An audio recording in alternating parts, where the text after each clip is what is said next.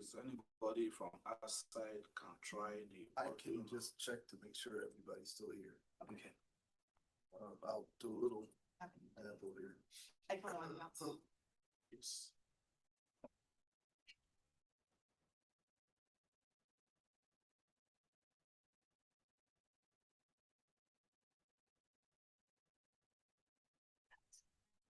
You test the, like, Marianne's listening outside. Oh, okay. Oh, Room test, 1, 2, 3.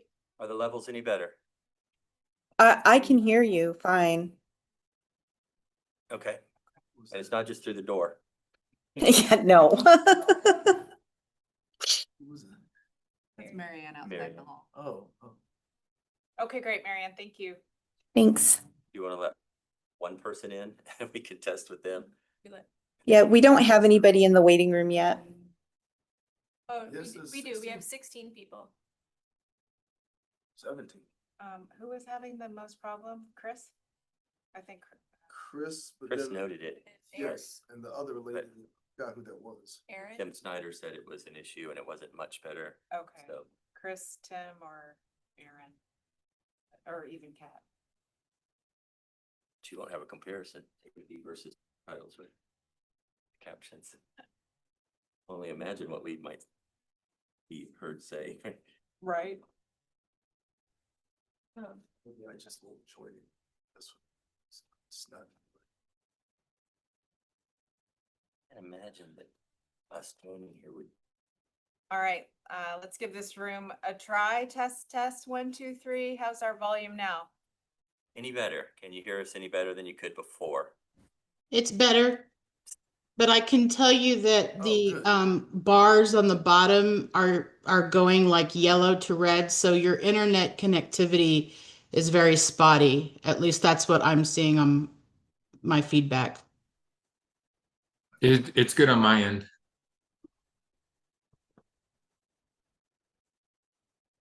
Thank you.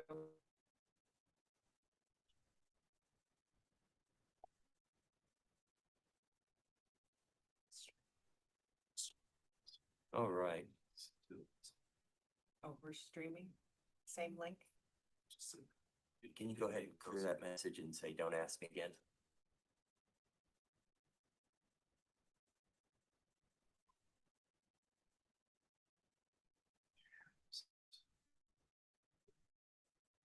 Tim's waiting.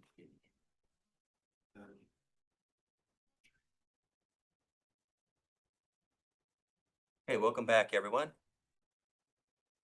Go ahead and turn your cameras on if you haven't already.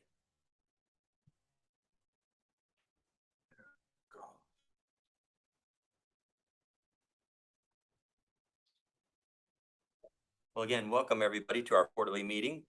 We are and we seem to have resolved the audio problem. Just by show of hands, can you hear us much better than you could before? Robin is going like this, so that's a concern. Everybody appears frozen on our screens again. It's still a little low, Patrick, but much better. Yeah, Okay. I can hear other people better than you, but that's okay. I'll live with it. Can we lower the volume in here a little bit too? It seems hot coming in. While we're doing that, Andrew is taking our, making sure we have quorum again. Looks like everybody is, and we have our guests with us, and Emma's here now. I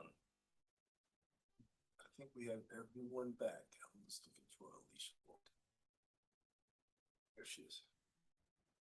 All right, we have everybody we had before, plus additional visitors. So we will go ahead and get started. Same reminder, open rules, please stay on camera and sure your lighting is good. Only time you should turn your camera off is when we go to break or we have our breakout groups later in the second half of the agenda. So with that, we are gonna go ahead with the agenda. And the first item that I have is, well, okay. Just to mention that in your packet of materials, there was a report on behalf of LTAC, our annual report that was delivered to CAUSE, the Commission for Academic and Workforce Success, Commission or Committee for Academic and Workforce Success, that occurred the 23rd of July, came here and presented on our behalf. Report was very well received, and that report is again included in the circulated materials for this meeting for your review.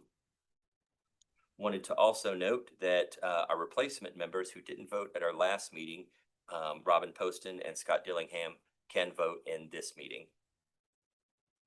Now we'll move on with consideration and possible action to approve our summary notes from our June 13th meeting, 2025, just a couple months ago. So I hope you've had a chance to review those. Those were circulated materials as well. Any additions, edits, questions, comments? I make a motion that we approve the minutes from the June 13th meeting. Thank you, Luke. A Do second, we have a second? second. Janet Camps. Janet Camps, second. Any discussion? All right, all in favor of approving the summary note from June 13th, 2025, please raise your hand and keep it up so we can get a count. Uh-oh. This may be problematic. Y'all are still frozen, so maybe you're raising your hands, maybe not. How about we use the react button and raise your hand.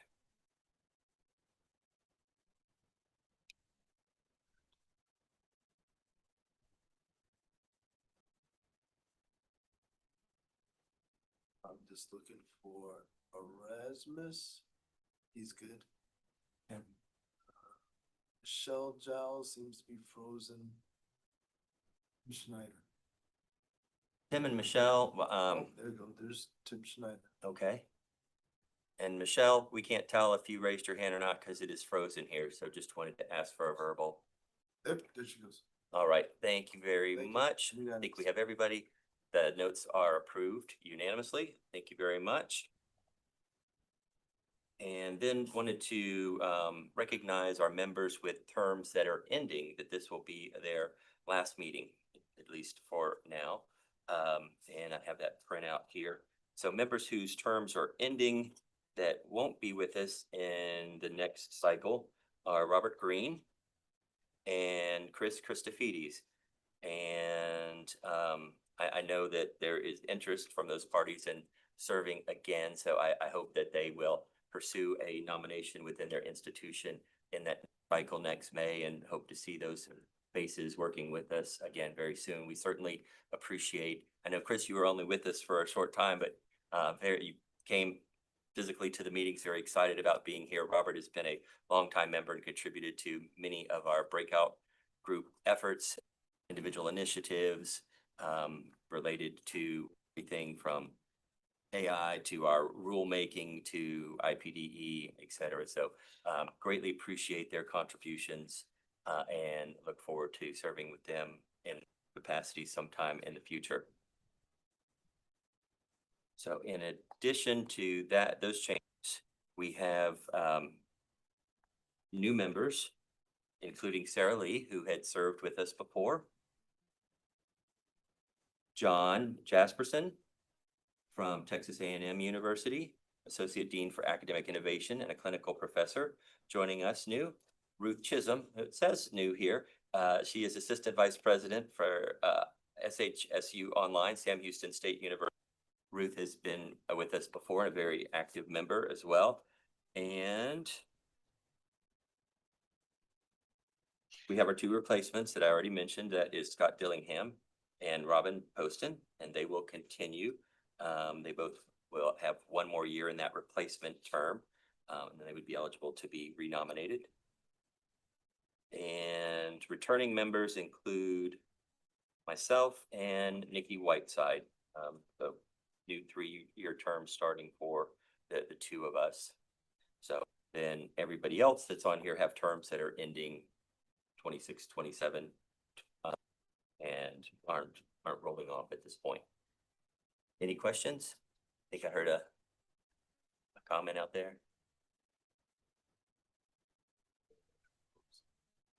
shaking their heads still. It's fine on the, they're good. Okay, we're gonna go with no questions. You seem to be frozen again. I just wanted to make sure that we had that opportunity, if you had any questions about that. So again, thank you everyone for your service, and special thank you to Robert and Chris for your service in this most recent cycle. And next, we don't need to move it up. Our next order of business is a discussion of Department of Education activities. And I see that Dr. Van Davis is with us. Is he still there? Yep. And hopefully not frozen for everyone else. Van, of course, is Executive Director of WCET and has joined us many occasions over the years to talk about policy and federal legislative activities. And we welcome him back to share any updates with us. Well, Van? thank you very much, and greetings from Boulder, Colorado. Fun fact that I'm not sure anyone on here knows, when I was at the coordinating board, I am the one that is responsible for naming this committee, the Learning Technology Advisory Committee. So it's always good for me to be back with a group that I spent so much time working with while I was at the coordinating board. A couple of things that I want to talk to you about this morning. One is the higher education components of the One Big Beautiful Bill Act. That was the Budget Reconciliation Act that was passed on July 4th. And then I want to talk to you for just a couple of minutes about the College Transparency Act, which has not been passed yet, but has substantial bipartisan support in both the House and the Senate. So that is pending legislation that could potentially impact your institutions. So with the One Big Beautiful Bill Act, I'm not going to cover everything that's in it. I'm going to hit the highlights of what are probably the most relevant for your institutions, particularly around digital learning. Probably the biggest piece for digital learning is Workforce Pell or short-term Pell. So there had been discussion for short-term Pell for a number of years in Congress. There had been bipartisan support for it. That was struck out of, initially it was struck out of the reconciliation package by the Senate parliamentarian under the Byrd rule. That was because it would have included non-accredited providers, and that was considered to be a significant policy shift, therefore ineligible for being included in a budget reconciliation bill. The proponents went back, made a few changes, and were able to get it reinserted into reconciliation by limiting it to accredited providers. So, short-term Pell, 8 to 15 week programs. 150 to 599 hours, clock hours, by accredited providers. Program has to be in existence for at least 1 year prior to its students receiving Pell. The amount of Pell will be prorated based on the length of the program. And then there are some accountability measures that are in place. First of all, the program has to lead to a stackable, transferable credential, something that can lead to a certificate or a degree program or a degree. So it has to be stackable, has to be transferable. It has to be in a high skill, high wage, or in-demand field. And then there are some accountability measures. There has to be a 70% completion rate within 150% of the normal time to completion. So 70% of students have to complete within 150% time. 70% of graduates have to be placed in a job within 180 days. And then this last accountability measure is a little complex, and it is, from what I can tell, going to vary from program to program. And that is that the costs for the program cannot exceed the median value added earnings. And the way that that median value added earnings is going to be calculated is by comparing the median wages that someone receives in that field after 3 years to 150% of the federal poverty line. So that calculation is going to change depending upon the field. And then the program also has to be approved by the state and by the Department of Education. So there's a state approval component that's going to be a piece of this as well. So this is a significant program. It may have some ramifications on the amount of Pell that is available for other programs. Pell was looking at a significant shortfall that was shored up with the Budget Reconciliation Act, but there's not as much money in Pell as there once was. And so there have been some concerns that short-term Pell may quicken the drawdown of Pell funds if the government doesn't continue to shore up that fund. So that's short-term Pell, workforce Pell.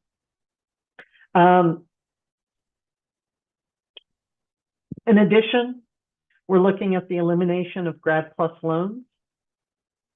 As of July 1st of 2026, we're looking at a limit on the loans for graduate programs, $100,000 for regular graduate programs or $200,000 for professional programs. We're looking at a lifetime borrowing cap of $257,500, excluding Parent Plus loans. So a lifetime borrowing cap now of just a little over $250,000. So that would be undergraduate and graduate for at least federal borrowing. And then we're looking at some program accountability measures that would apply to every program, not just programs at for-profit institutions. For undergraduate programs to be eligible for loans, they would have to have a median earnings for completers 4 years after graduation would have to be higher than the earnings of working adults with a high school diploma or GED. For graduate programs, the median earnings after 4 years would have to be higher compared to a bachelor's degree. And if an institution fails those earnings 2 out of 3 consecutive years, then they would lose eligibility for federal loans. So some pretty significant implications if earnings are not deemed as adequate. And this is, again, a pretty significant departure, since this would be all programs and not just programs at for-profit institutions, which is what we've been looking at in the past. You may have seen that the Department of Education released a call for negotiators. They are going to go through negotiated rulemaking for both. They've created 2 committees for negotiated rulemaking. One committee is going to be looking at regulations surrounding loans. The second committee is going to be looking at regulations surrounding accountability measures and workforce Pell. That second committee is called the AHEAD Committee, and that stands for Accountability in Higher Education Through Demand-Driven Workforce Pell. Yesterday, the department actually had a public hearing about this negotiated rulemaking, where they listened to public testimony when folks addressed concerns that they had or support of the negotiated rulemaking. If you wish to be nominated for either of those committees, but I would imagine that for many of you, it would be AHEAD that would be the most appropriate, then you need to be nominated no later than August 25th. So nominations end on August 25th. The AHEAD committee will have 1 week of negotiations in December and 1 week of negotiations in January. Now, what that means is that the department is not going to have regulations for workforce Pell until early next year at the earliest. And why I raised that is that normally, if a regulation is going to go into effect that is related to Title IV federal financial aid, it has to follow the master calendar. And the master calendar says that it has to be passed by November 1st, that regulation needs to be adopted by November 1st in order for it to go into effect on July 1st of the next calendar year. Congress gave a July 1st, 2026 date for workforce Pell starting. The department is going to have a very hard time meeting that deadline unless it decides to declare this emergency regulations. So just know that there may be up to a 1.5 year delay before workforce Pell actually happens. It's not something that can happen immediately after negotiated rulemaking ends, because then, of course, the department has to put out rules for public comment. They've historically been using 30 days for public comment. They have to go back and respond to all of those public comments before they can put out final rules. The other challenge that the department is going to have with negotiated rulemaking this go around is that there are significantly fewer individuals at the Department of Education to do this work. So it's not out of question that there may be delays with this round of negotiated rulemaking. But given that the accountability measures are there for workforce Pell, given that the department is adding new accountability measures for all programs, it's something that it's going to take time for institutions to be able to do. So it's something that should be on your radar already, so that you can help your institutions think about how you will fulfill those reporting requirements. The other thing that I wanted to bring up is the College Transparency Act. This is a piece of legislation that has been filed in both the House and the Senate. It has a significant bipartisan support, and when I say significant bipartisan support, it has senators and representatives that traditionally don't even talk to each other agreeing on this piece of legislation. And to give you an idea, the Senate sponsors of this bill are Elizabeth Warren and Bill Cassidy, which are about as far apart on the political spectrum as you can get. So there is significant bipartisan support for this bill in both the House and the Senate.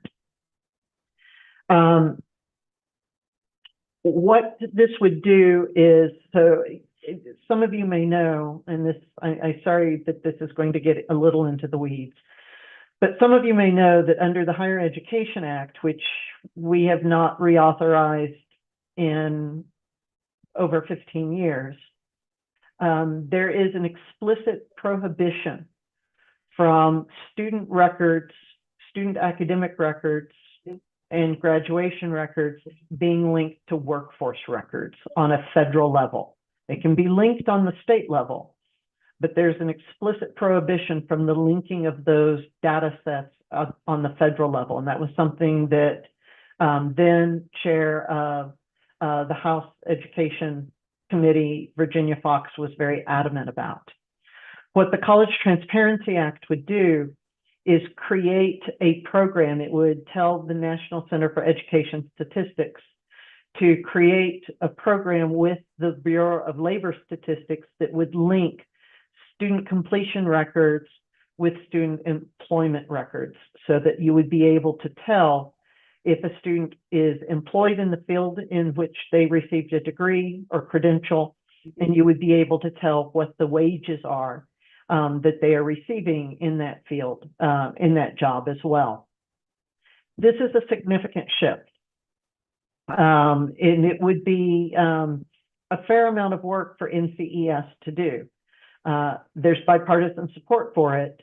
The challenge is going to be probably not it passing. The challenge will be NCES being able to do it if it does pass, because NCES has also underwent a significant round of layoffs and cuts, and there are not as many people there to do this work should this bill pass. But want to let you know about it because it does have significant bipartisan support. This isn't the first time that it has come up. But there's more support for it this time than there have been in prior years when this legislation has been filed. The other thing that it would do is institutions would need to report student enrollment patterns, progression, completion, post-collegiate outcomes, higher ed costs, and financial aid. So all of that would be tracked under the College Transparency Act. And it would also create a dashboard that the public could use to look at that data as well. So those are the two big legislative issues that are going on that impact higher education and digital learning. I would also add, and I've referenced this, we did have a Supreme Court case where the court ruled that the department could move forward with its layoffs and its reduction in force. And so we are looking at a Department of Education that has a greatly reduced workforce. And that is going to have some impact on their ability to do the work that they are legislatively mandated to do. There is still discussion of financial aid being moved to another agency, although that discussion hasn't really gone anywhere.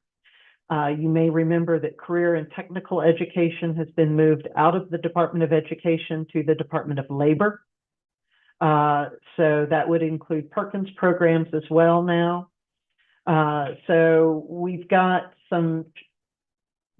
the Department of Ed shedding some of its responsibilities, working with a significantly reduced workforce, and then also going to have to meet new requirements under the One Big Beautiful Bill Act, especially around workforce Pell. And if the College Transparency Act passes, then they would also have a new set of requirements that they would need to meet. So a lot going on in Washington, D.C., despite the fact that we are in recess right now for Congress. And I'm happy to try to answer any questions that you might have. Thank you, Van. Appreciate all that great information. I wanted to open the floor to questions from our committee members. Van, this is Luke Dowden at the Alamo Colleges District. Good to see you. Always glad to get an update from you. I was reading Phil Hill's posters this morning about the earnings premium metric that seems to be a part of the new bill. Have you or WCET looked at that? Is it is it too late to fix the flaw that's in the metric, according to Phil, for those of us that follow his work? I haven't had a chance to read Phil's analysis yet, so I don't think I can really answer your question, Luke, and I'm sorry about that. We haven't looked much at that earnings metric, and it is still early here in Colorado, so I haven't had a chance to go through my email yet this morning. Sure, I would invite you to look at that. I know, I will. You know, our institutions are WCET members, and we always depend on you for your exceptional policy analysis. And so thank you so much for accepting that recommendation. Oh, yes. And we will have a blog post for those of you that follow WCET Frontiers. We have a blog post on the One Big Beautiful Bill Act that we put out a couple of weeks ago, and we will have another blog post next week that gives a recap of the public hearing that the department did yesterday and talks about how you can go about putting your name forward as a negotiator for either one of those committees. And so we would invite you to take a look at that. That should go out next Wednesday or Thursday. And then we'll have a blog post that goes out Monday that talks about the public comment window for commenting on the department's priority around artificial intelligence and the proposed regulatory definition of artificial intelligence literacy, which is open for public comment through August 20th.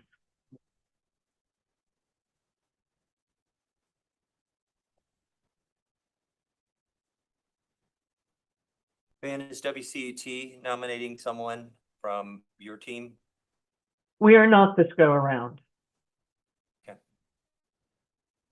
It does not look like that there is going to be a focus on digital learning this go around. We have contacted some of the other organizations such as AACC and the President's Forum to see if they are putting forward nominations that we might be able to support though.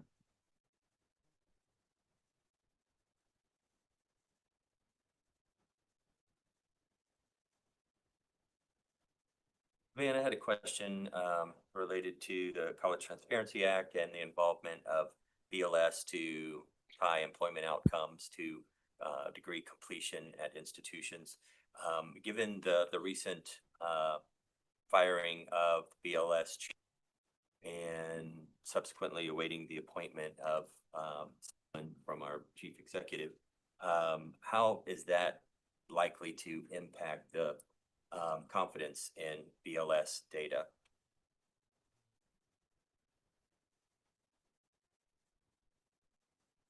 I think that I don't know is the answer, Patrick. I think that there are if the College Transparency Act passes, there will be logistical challenges on both ends.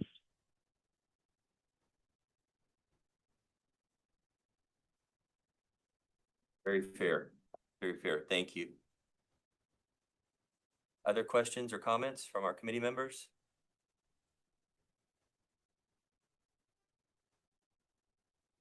All right. Well, Van, we appreciate your time. Appreciate your naming our committee all those years ago. I think before then it was the Distance Education Advisory Committee, the DAC. Yep. And we've been LTAC for what, 15 years maybe now or so? Longer than I'd like to think. But sorry, don't mean to remind you of our collective ages. And again, thank you for remaining involved with this group and in your national leadership with WCET. Always a pleasure to have you come and keep us up to date. Let us know what's coming over the horizon. And we look forward to inviting you back in our next cycle of meetings, probably in the next calendar year, but certainly in our next meeting year. Thank you, Dr. Well, Davis. always happy to help. Always happy to help. And if you have any questions, you can always reach out to me with my email directly. I'm always happy to have conversations with folks in Texas. I'll always be a Texan. Thank you, Van. Appreciate your being so open. And I'll always invite people to stick around. This might be one, if you're able to. I know you needed to be scheduled earlier in the agenda, so you probably have other things to tend to. But we do have John Wyatt joining us to talk about some legislative updates.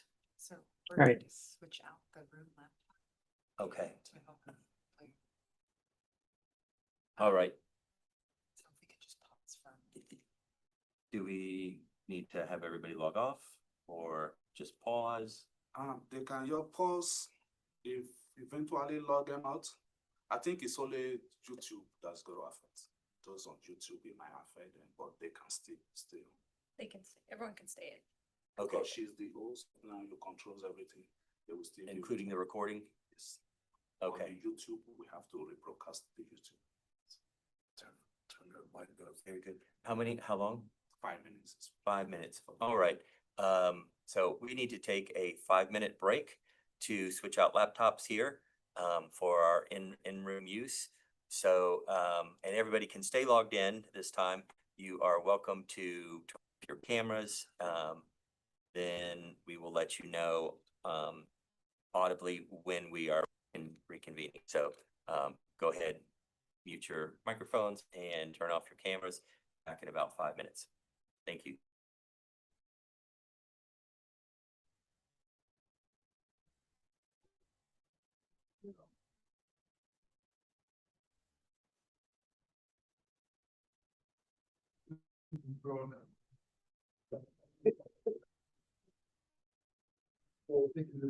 Right here. Think of something.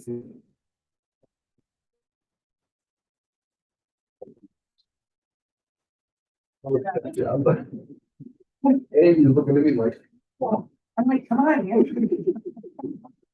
Let me see what it says. 67. Thanks.